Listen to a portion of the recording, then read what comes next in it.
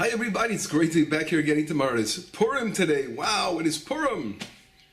But before we get to the holiday and talk a little bit about the holiday, I just have to say it's so great to be home to the land of Israel.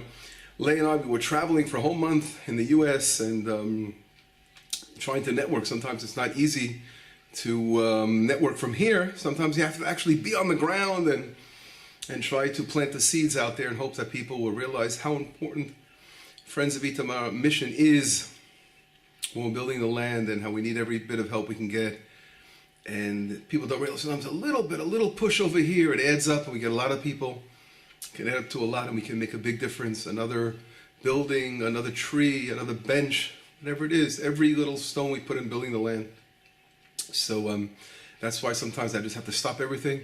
Our routine of Torah study and travel, and God willing, we are praying that a lot of special things will happen from this trip that we were there, and we are always, again, pray so much that people's hearts will open up and be able to make a difference here in the land. We're in a very special time. We're in a time where God has given this generation a generation of pushing forward the redemption, of building the land and settling here, strengthening our grip on the land, which will lead us to greater heights. And this, of course, right away will bring us right into the holiday of Purim, what it's all about. And I'd like to begin our story of Purim today with realizing that we can't understand the holiday of Purim without understanding Amalek. Amalek, this nation, or this pseudo-nation, whatever you want to call it, it's not one of the four kingdoms that come throughout history against Israel, but it is a nation that it's written about, Reshit Goyim Amalek. It's the first amongst the nations, it's called, as a parallel to the other side, the people of Israel, which is called the first of God's handiwork, Reshit Tvuoto, the first of God's grain. We were called Reshit, and Amalek was called Reshit. We were called the first, and Amalek was called the first. It's sort of the juxtaposition, the other side, that's always opposed to the people, the good in the world. You have Israel, and then you have Amalek, the other side of the world. And we have to understand why it's our worst enemy. What do they want against Israel? What is this anti-Semitism all about? And in order to understand a little bit, we're not going to be able to cover this huge topic in one session, for surely not even in a whole day's study, but to try to touch a little bit upon it, I read a beautiful essay by the Chalban, and Rav Chaim David, as we all know, who's written the books called Talei Chaim, and he brings an important concept. And if we look in the Torah, and I'd like to bring down the verse in Exodus, the first time that Amalek appears in the Torah, when does it happen? Does anyone remember when this takes place? And if we look inside, we see that when the Jewish people left Egypt, and we look in Exodus chapter 17, and it says, the Jewish people traveled from the desert of Sin, and they encamped in Refidim, a place called Refidim. And at that moment, they began to argue with Moshe, and they were saying that, give us water to drink. We're all familiar with what happened. And after God tells them, you will hit the rock, when they're complaining, well, you take us out of Egypt to die of thirst, whatever it was. So if we look in verse number 7, after all the story of their complaint, and you should look there for more details, it says, Vayikav Shem HaMakom Masam Umiriva. That place was called the place of trial and an argument, whatever you want to call it. Meriva in Hebrew, strife. Al Riv B'nei Yisrael Al Nasotam Et Hashem. Two things, they argued and they tried to test God, saying, Hayesh Hashem B'kirbeinu Im Ayin. Is God amongst us, or Ayin, or He isn't amongst us? Now this concept of realizing, is God amongst us or is not amongst us, that question that was raised here, that doubt, literally brings about Amalek. So if we look at verse number 8, right after that it says, Vayavo Amalek vayilachin in Yisrael b'Refidim. And they fought with Israel in a place called Refidim. Refidim in Hebrew means weakness. Why weakness? The rabbis teach us that they rafu yedehem b'Torah, they weaken their hands with the Torah study. We'll have to understand this whole concept. But what does it mean that the Jewish people had a question? The people of Israel questioned, Hayesh Hashem b'kirbeinu, is God amongst us, im ayin, or he isn't amongst us? What kind of question is this? And what I mean is, if we think about it, the people of Israel have witnessed 10 plagues in Egypt. And after witnessing 10 plagues in Egypt, they witnessed the splitting of the sea. How could they possibly say, is God amongst us, or he isn't amongst us after that? And if we connect it to the request, the demand for water, we see that it's connected to the issue of something materialistic. In other words, summarizing this, they can't possibly doubt that God is with them is regarding to doing miracles, because that they saw very well. So it couldn't be possibly a question, is God amongst us regarding to the miracles? Because he did those miracles for them. But their question was, is God with them in relationship to their everyday lives, to water? Water is the basic staple, our provisions that we need to survive. So the question that Israel had was, is God stay with us in our everyday lives and provide for us? Does he come down to this earth, or he just remains in the spiritual realm up there and dealing and providing us with miracles when they're necessary, but in our everyday lives, no? That was the question that the people of Israel had. And there are two concepts that are brought down here. One is called Yesh. Hayesh Hashem, is God Yesh. Yesh means here, physically, in a revealed sense. And Ayin, or he's not there in a revealed sense. But Im Ayin, or he's in the, you can also understand it as Im Ayin, is God only in the revealed sense, or he's also the Ayin, the natural sense. What does Ayin mean in Hebrew? Ayin means hidden. In other words, there are two sides. There is the revealed and there's the hidden side. So we could say that Israel knew that God existed in the revealed sense. When we see revealed miracles, when we see God in other ways that are very clear that we see God, but in the hidden sense, when things that are natural, their nature, like providing food and water, things like that, perhaps God is not amongst them. That's what they were really asking. That's what really the Zohar Kadosh explains. The famous Zohar Bishum Bar Yochai explains it in that fashion. And as a result of this question, Amalek comes around. Now, why does this bring about Amalek? And in order to explain this, I want to expand a little bit on those two concepts. Hayesh Hashem b'kirbeinu, is God amongst us, or he isn't, or he's I. And in other words, as I mentioned before, you could say Ha'ayin, he also within the realm of the nature or the lack. Ayin literally means without. Is God also in the without, in the hidden realm? And the Yesh, the concept of God is here in the revealed sense, is very easy to see. And I'll give examples. When we study Torah, when a person studies Torah, like right now we're studying Torah, or when a person's in the Beit Midrash, in the study house, or when a person's praying. So we are literally delving and dealing and what's the word? We are involved in something spiritual, right? Because we're studying Torah at that moment. So it's very easy to see that this is a godly thing, because when you're studying Torah, you're connecting to the words of the Torah, the words of Hashem.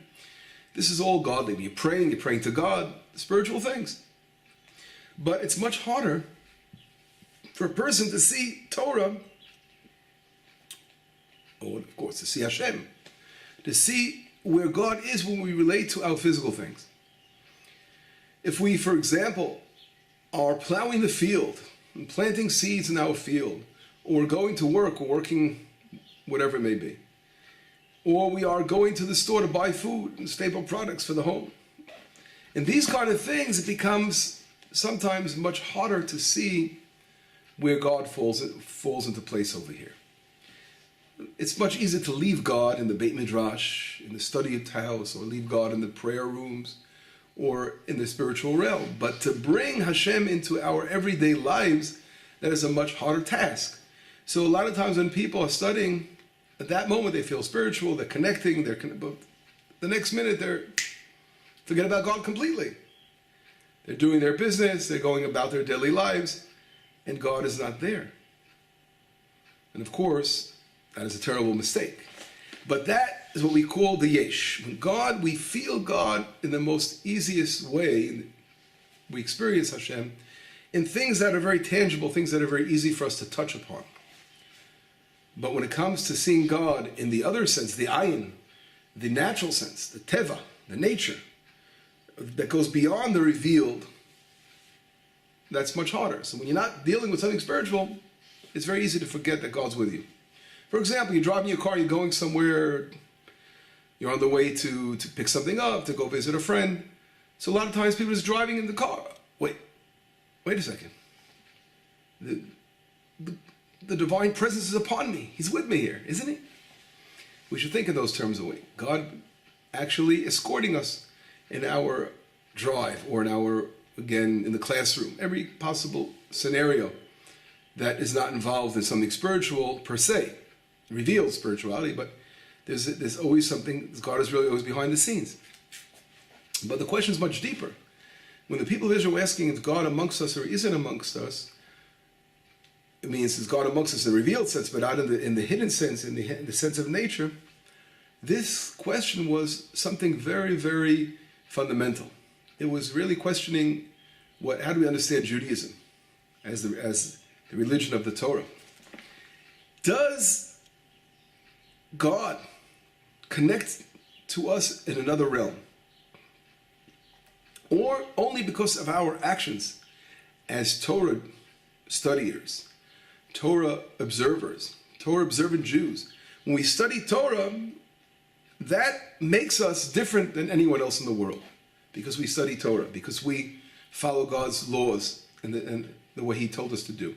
So that aspect uplifts us above others. Because we were given that beauty of Torah. That's one way of looking at it. Another way of looking at it, which is the other side as well, is to realize that there's another side besides the revealed side, where God is with us because we study Torah, but to realize that God is with us, nothing to do with our Torah study. But God is with us because who we are as a nation. God's chosen people, the apple of God's eye, the nation of Israel, something very unique, that the divine presence resides amongst us, whether we're studying Torah or we're not studying Torah. A lot of times you see people that are very secular, that have assimilated, they've almost forgotten that they're Jewish. And people say, well, they lost it. They're off there's an expression in Hebrew that they use, off the derech, off is away from the path. They left the fold. And that expression is something that is used, of course, in derogatory sense, to say that these people have left Torah. But in reality, we have to realize that no, any Jew, as farther he may be from Torah study, there's the other side that we can't forget, the ayin, the side that's the sgula side, the treasure, the chosenness, that God chose him because he's part of a nation. And that nation, the soul of Israel as a nation is so powerful that it encompasses the entire nation, no matter who they are and where they are, as long as they're part of the nation of Israel. That other sense we call the sgula. Another way of calling it is the Shekhinah, the divine presence.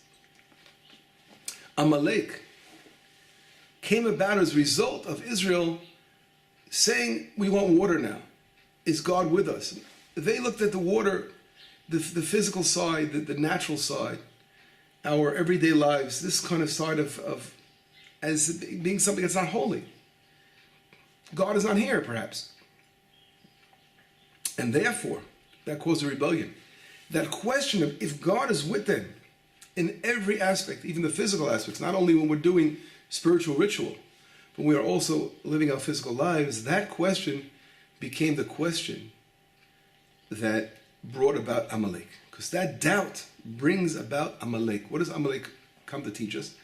Amalek means in Hebrew literally Am, nation, Lak, to swallow up the nation. Amalek wants to swallow up the nation of Israel. In reality, they're teaching us what it is that we have unique as a nation of Israel. It's always the other side that teaches what the other side is all about. Black, we know what white is. White teaches what black is. By having opposites, we know what the other side is. Now, Amalek saw Israel as a nation. They weren't interested too much in the ritual that we did as the people of Israel, our Torah. It wasn't like the story of Hanukkah when the Greeks wanted to uproot our Torah. It was Amalek that wanted to destroy us as a nation, no matter what we did, not depending on our spiritual level, but as a nation. For example, Hitler, Yamach Shemo, he would go back generations to see if there was any Jewish connection there. And it wouldn't make a difference if that family was totally assimilated into German society, but he said they must be put to death because they're Jewish. That's an Amalek, classic Amalek sign, that they want to destroy Israel as a nation. They want to eliminate this Gula, the chosenness. They don't accept that God chose Israel as a nation. That, in a deep manner, relates to the Shekhinah, the divine presence. The divine presence rests through Israel as a nation. Unfortunately, what exile is all about, exile is represented in a situation where we have lost our, I would say, our materialistic side as a nation, or at least a great part of it. Because as a nation of Israel, when we're outside the land, what do we have left? We have only our basic ritual, our Torah mitzvot. Of course, God forbid we're not putting down the Torah. It's the greatest, of course, creation in the universe. The whole world was created through the Torah.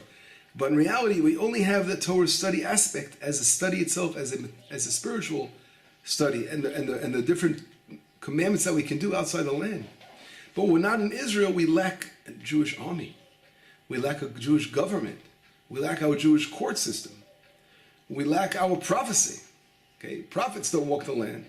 And that's, of course, on a spiritual side, but it's a practical thing of people prophesying.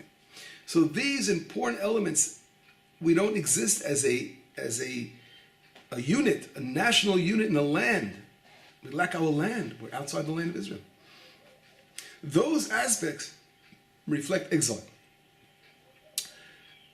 Amalek came to clarify what Israel is as a nation. That what they were warring against, and we have to realize when we take God out of our physical lives of building and planting and laws that depend on the land of Israel, and all that, we're left with just the spiritual side and not the physical side, and the external spiritual side. But the whole beauty of the Torah was to practice it as a nationwide, a nation living a life of Torah in the land, with every one of these important fundamental pillars as prophecy, court system, the army, all the different aspects and the functions that a nation must do as to be a healthy nation in the land. That Amalek came to destroy. And Purim, if we think about the holiday, what is Purim all about? Purim, as we know, King Achashverosh was celebrating something. When he made all those banquets and celebrating 180-day parties, was that the 70-year exile described in Jeremiah. He thought, he did accounting, and he thought it was over. It wasn't going to happen. Israel is not going to rebuild its temple. And therefore, making him so, celebrating this great thing, he took out the vessels of the temple. He took out the garments of the high priest. And this is what he was wearing. This is what he was displaying. Celebrating that Israel will not return to its land. That's really what Achashverosh, this king, was all about. Haman, the side of Amalek, was not only that Achashverosh was celebrating, we're not going to build our temple, we're not going to return to the situation where the divine presence will shine on the nation of Israel, but Haman added to that, and he said, listen, there's a nation out here scattered around amongst our people. They're not following the laws of the king. They do their own thing. Ein shove lanicham, it doesn't pay to keep them alive. And he caused a decree, that was Amalek, causing the decree to destroy Israel, the remnant. So they couldn't come back and couldn't return to the land and build their temple and establish the kingdom in the land. So that was a perfect combination of this anti-Semitism, the hatred of Israel, not letting Israel do what it's supposed to do. And that really is the war that Amalek has to this very day.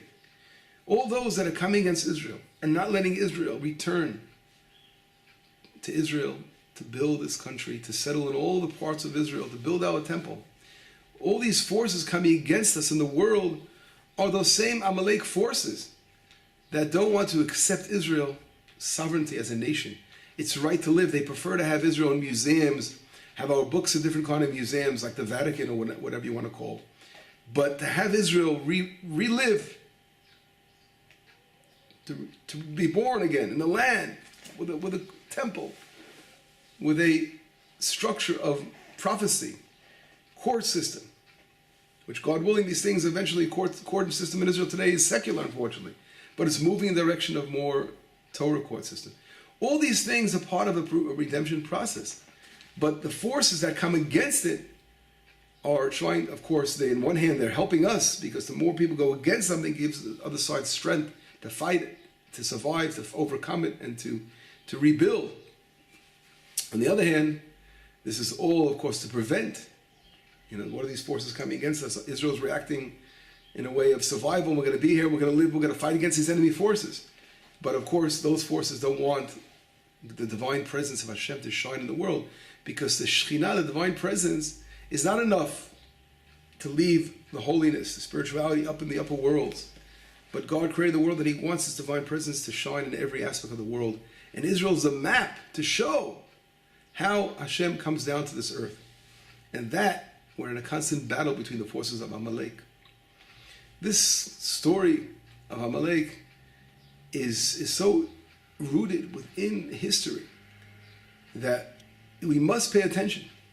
That every time this force comes about, there's something that is pushing forward the Shekhinah, the divine presence, from appearing.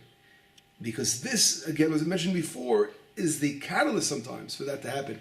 So we see when after the Nazi Germany came about, and their idea was to literally destroy the nation of Israel as a nation. What happened right after Nazi Germany was destroyed? The state of Israel was formed. That coming of Amalek preceded the formation of a state of Israel where the divine presence is now returned to the land after 2,000 years of exile and began again to shine in the land of Israel, which is just is getting stronger and growing all the time. This is the holiday of Purim. Purim means, we all know, we read many times, literally means the lottery, right? It reminds us of Purim, like the Day of Atonement. There are many different things. I'm not going there on this lesson. But Purim itself, the concept of an hafochu, to turn things around, and that's exactly what happens. On Purim, everything was turned around. The revealed side, which was clear, which was always the dat, the religion, the ritual, but the hidden side, that was really the undertone of the entire story of Purim, really was the seed of the temple which had to be built. The people of Israel returning to the land, that was being planted, that was about to happen. That came right about after destruction again of another Amalek, Haman. It was Achashverosh and Esther, their grandson Daryavish, who gave permission to continue to build after Cyrus gave the permission to start the temple. It was their child that gave permission to complete and build the temple in Israel. So this whole happening of bringing about the redemption, coming back to the land, the second temple of Israel, was again catalyzed by the coming about of an Amaleki, the Amalek, who wanted to destroy the nation of Israel. In the same way, as I mentioned before, the third return to the land, which we're living in our time, which is the final return, and we will build our third temple, which will never be destroyed, was catalyzed by that same Amaleki forces in the world. And today, it's sort of a continuation, as the world, like the BDS and all those forces, try to oppose Israel. Those are forces that literally are trying to prevent the Shekhinah, the divine presence, from coming to the land. And there's no doubt we will overcome, for sure. It's just as Mordechai said to Queen Esther, he says to Queen Esther, if you remain silent at this time, salvation will come from another place, but you and your family will be lost. And in other words, he was telling Esther that Israel's salvation has to come about. Nothing will prevent our third temple from coming about. And then it was nothing to prevent the second temple. But those who have an opportunity to be involved and to help and to be part of the process, and they don't utilize their ability to be part of the process, they will be forgotten. Those leaders that totally came against Israel and did nothing for Israel, they'll be remembered but nothing like, look at Obama. Will he ever be remembered as a president or a good president? No, he's just remembered as a president that wasn't good to Israel. But someone like the present president, Donald Trump, who declared that Israel should come and move the embassy to Jerusalem, that's something that will be remembered forever. Things like that, when people do something that's a game changer, for the sake of the divine presence to shine in the world, they'll be remembered forever. Those are the people that will be remembered. But those who just go in their lives, spend their lives and involve their personal selves and their personal gain to go against Israel, right? So there are those who are involved in their own personal gain, but at least they don't go against. But those who go against Israel and fight against Israel, all the more so, these people will be forgotten and disappear, they'll be lost. But all those who stand with Israel will be blessed. And this is our generation's opportunity now that we're living in this miraculous time where we'll see things just speeding forward. They'll be going much faster as we continue to build our land here in Israel. There are opportunities given to all those people who want to be part of it, to be involved in building Israel and strengthening Israel, and they will all be blessed. And that is the message of Purim. Have a wonderful Purim. It should be a beautiful Purim. Enjoy your Seudah, and there are always special, they say there are very special lights on this holiday. Let us connect to those special lights and enjoy this great time that we're in, because Purim represents that exact point we spoke about of unfolding, revealing La'afokul, to turn around and revealing that hidden side. When, just like in the whole Megillah Esther, God's name is not mentioned once in the Megillah, but it's all over the Megillah. Just look how Hashem is behind the scenes, and we see how He's pushing forward the events. We have to realize that the God is in every part of our lives, and that is the Shekhinah, the divine presence, which rests, again, the land of Israel. And from Israel, the light spreads to the entire world. Have a wonderful Purim, and we will hopefully be back tomorrow for the lesson on the Shabbat portion. Bye-bye for now. Purim Sameach from Itamar, Israel. Bye-bye.